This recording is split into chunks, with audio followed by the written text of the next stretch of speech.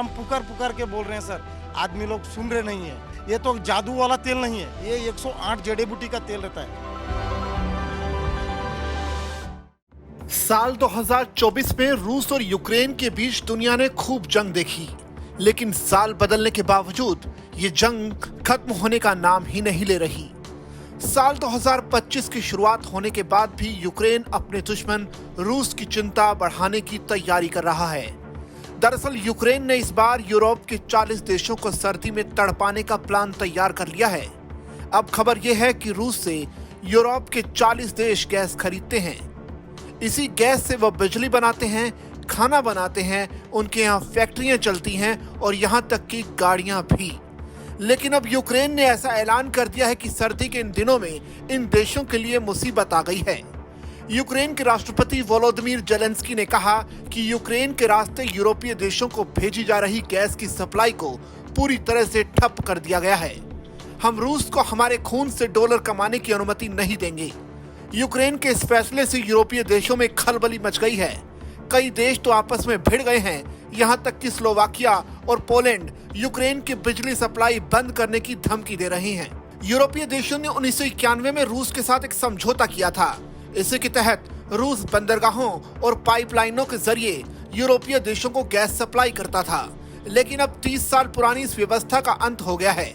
Ukraine के इस फैसले से यूरोपीय देश परेशान हैं, क्योंकि यूक्रेन पर हमले के बाद यूरोपीय देशों ने रूस से गैस और तेल खरीदना भले ही कम कर दिया हो, लेकिन स्लोवाकिया और ऑस्ट्रिया समेत कई देश अभी भी रूस की गैस पर निर्भर हैं।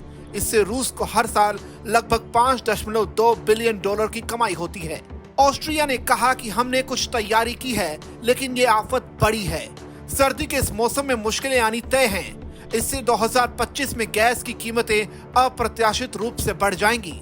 उधर स्लोवाकिया के प्रधानमंत्री रॉबर्ट फिको ने कहा कि रूस पर कोई ज्यादा फर्क भले ना पड़े, लेकिन यूक्रेन के इस ऐलान का यूरोपीय देशों पर बड़ा असर जरूर पड़ने वाला है। रूसी गैस स्लोवाकिया से होकर निकलती है, इसके लिए स्लोवाकिया भी पैसे लेता है। यहीं से ऑस्ट्रिया, हंगरी और इटली तक गैस जाती है। अब रास्ता बंद होने से स्लोवाकिया के लिए भी मुश्किलें बढ़ गई हैं। फिको ने यूक्रेन को बिजली की सप्लाई बंद करने की धमकी दी है। स्लोवाकिया जैसे देशों को अगर रूस से गैस लेनी है तो उसे अन्य रास्तों का इस्तेमाल करना होगा।